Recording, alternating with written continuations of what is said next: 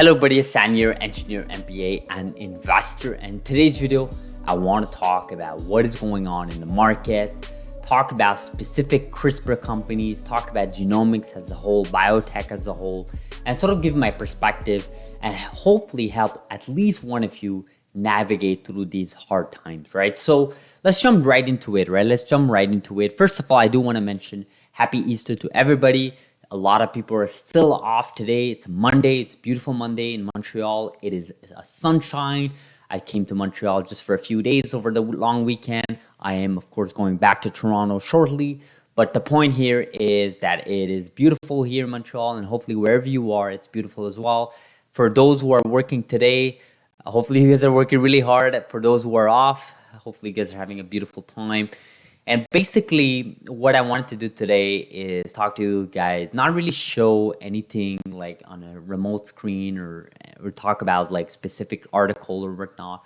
Sort of go freely here and sort of be free to speak to you guys, to the listener, to the audience, as our community is growing. I think it's important sometimes to just focus and do a step back and focus on the big picture, right? And that's exactly what I'm doing right now, right, in today's video, where I want to talk about the markets, right? So obviously, since 2022 started, things have declined as a whole in the whole macro environment. I mean, we can talk about the specific issues with inflation, which was a huge issue in the month of January and February. And at the end of February, and of course ongoing, is of course what's happening in Russia and Ukraine, specifically in Ukraine, as Ukraine is getting invaded by Russia for whatever political reason that I do not wish to go into. But the point is that obviously things have changed since the year started, and even before 2022, right? In 2021, we had a huge peak markets in early part of the year, right? For the first 2 months, I think, of 2021, we had a huge peak and then, of course, decline. And unfortunately for biotech companies in the biotech sector, right? So that, of course, is the genomics companies, of course, from CRISPR Therapeutics, Invitae, DNA, Ginkgo Bioworks, Beam Therapeutics, Caribou Biosciences. All these companies have been hit so hard, some harder than others. I mean, Teladoc is down 83 to 84% from its all-time highs. This is incredibly high, guys. It is unheard of, right? This is a market crash, right? What is the definition of market crash? Well, look at what happened since 2021. This is your market crash. The last time we've had this much of a downtime in the markets as a whole was in the recession 2008, right? Of course, historic performance does not lead to future performance. That's not what I'm getting at. And of course, this is not financial advice. You guys have to do your own research. But the point here is that we are going through macros issues, of course, with the biotech sector. This is the longest bear market. It's been the longest since last year, actually. It's been going for over a year now. It is absolutely horrible what's going on in the markets. I mean, you have Teladoc down 84%, CRISPR Therapeutics down to even lower ends to what they were in 2020. Same for Beam Therapeutics when they went IPO in 2020. Caribou Biosciences, which got eradicated from its IPO price, from last summer, which is completely ridiculous considering what has happened since then. Fundamentals have gotten better, if anything, right? You got more patients dosed, you got programs advancement of IND filings, you got IND accepted, you of course got data from specific programs from companies like CRISPR Therapeutics and TLA, and of course we're expecting for Caribou Biosciences as well. Of course we had the turmoil with Editas, but again, one company should not lead to the decline of every other company, and obviously most of you, including myself, do not believe Editas is the reason why we've had this huge decline, obviously, because this is a macro environment. And I think it's really important for us. It really is important for us to grasp this topic. No matter what you want to believe in, and I think this is very important. I want to sort of stick with this for a couple of seconds here. Whenever the market is down, you will find the perfect reasons in your head, right? You will find the perfect reasons in your head why the markets are down. And it will almost have nothing to do with the macro environments. It will always be about things that you were worrying about when the markets were up, right? So for example, CRISPR Therapeutics, right? When the market was going up, of course, double-stranded breaks and CRISPR-Cas9, first generation of CRISPR, you have this in your back of your mind, right? Now, obviously, that was not dominant in your mind because the stock was going up. Now, since 2021, the stock has declined, right? And I guarantee you their first thought is maybe it's because of CRISPR-Cas9, first generation of CRISPR, double-stranded breaks, all the translocations and all those issues with that. And the reality of the thing, guys, the reality of the thing is that this is the human nature, right? We always put up our fears and our uncertainties, the one that we've been thinking about for a while, right? It's really hard for us to understand and to accept that there are bigger players, bigger macro issues that have nothing to do with the sector, right? And I've seen that with tech sectors like Tesla. I've seen that with Block right now. That we're having it with Blocks, of course, formerly known as Square in the fintech environment. Block is down like almost 60%, and clearly, it is a lot more.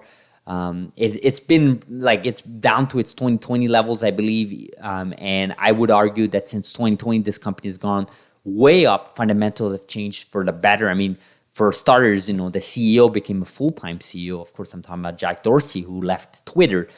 And don't get me started with Twitter, guys, because I don't know what's going on with Twitter. It's a complete rumble there. It's a complete mess. And of course, Elon Musk is at the front of it, trying to fix things. But so I just wanted to sort of make this quick video, sort of talk about the macro environment. And I think it's important for us to recognize that there are bigger macros issues, right, at this point. And I'm not saying that you just have to sit there and, don't do nothing. Although I think that advice could actually help many, many people, especially people that, are always, fearful of, price action on a daily basis. And to them, I would say, you need to reconsider investing or buying stocks, right? Because this is a long-term play. Buffett has always said this amazing quote that, be greedy when others are fearful, be fearful when others are greedy. And right now, in my opinion, I think you should be greedy because people are fearful, right? And that means dollar cost average. That means sticking to your plan. That means investing more. That means taking calculated risk and see where are the opportunities. I mean, again, not financial wise, but there's so many companies out there that are down 85%. That, in my opinion, are going to be easily double from the next 2 years. Easily. I mean, companies like Invitae, Teladoc, CRISPR Therapeutics, Beam Therapeutics, Caribou Biosciences, companies like DNA. I know a lot of you guys are not a big fan of DNA, Ginkgo Bioworks, but I mean, I think, in a time and place where we have all this money flowing and, we're moving atoms to atoms. That's the mission in today's generation, right? You got to see a spot for DNA. And even if they're not successful, you can bet that there are going to be a lot of institutions that are going to be putting money into that company, right? And that's one of the many companies, right? There's Specific Biosciences, there's Illumina, there's BNGO. Of course, we barely made a video on BNGO in recent months, but I got to name those companies, right? There's so many opportunities right now. And I think a lot of you guys are aware of this. I think a lot of you guys are seeing it. A lot of you guys are refreshing your pages on a daily basis, your stock watch list, and trying to see when's the quote-unquote perfect time. But I love the quote that, time in the market always beats timing the market, right? And I think that applies for 99% of us. And I guess there's 1% of people that think they can, beat the markets by day trading and so on. And the ironic thing is, I think most of you watching will think you're in the 1%. And if you really are in the 1%, if you have the results to speak for it, and by all means, stick with your plan. Do you do you, I do me. But for myself, and I think for a lot of people that I can speak of that watch our channel, we believe in long-term investing. We believe in fundamentals, research, building conviction. And in my opinion, everything that has happened in the last year, nothing has changed. To me, the conviction is still there.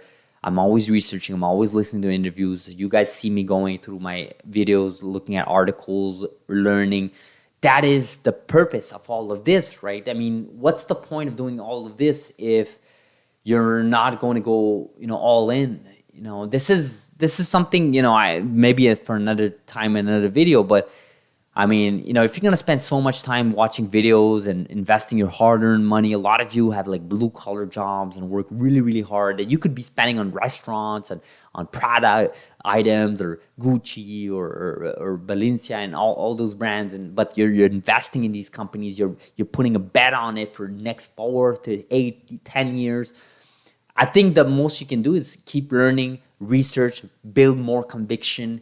I think that's the most you could do, in my opinion. I think there's this TV show, and I've referenced that in the last video, I think. But there's this TV show on Showtime for Americans and for Canadians on Crave TV called Super Pump: Battle for Uber. Obviously, it's the origin story of Travis Kalanick, CEO, founder, and ex-CEO of Uber. And when you get to see that show, which I highly recommend everybody here to watch that show, especially if you're investing into tech companies, you get to see what it means to be super pumped, right? You get to see what it means to be passionate. You get to see what it means to go to the next level, right? And I think the rest of us, most of us, I think, I'm not speaking about us who are, of course, in this channel, but I think the majority, the average Joe in society, I think they're never going to reach that level, right? And I'm not saying that you have to reach Kalanick level and be like a CEO or a VC or investor to that level. I'm not talking about that. I'm just saying there's certain things you can draw from, you can learn from. And I guess that's what I'm spewing here from today's video. So hopefully you guys appreciate this video. Long time I haven't really spoken to you guys just like face to face. Hopefully you guys appreciate this video. Subscribe if you're not subscribed. Thank you so much for watching and liking this video. And I'll see you guys in the next video. Hopefully you guys are having a beautiful long weekend. Thank you so much for watching. And hopefully you are also a long-term investor. Thank you.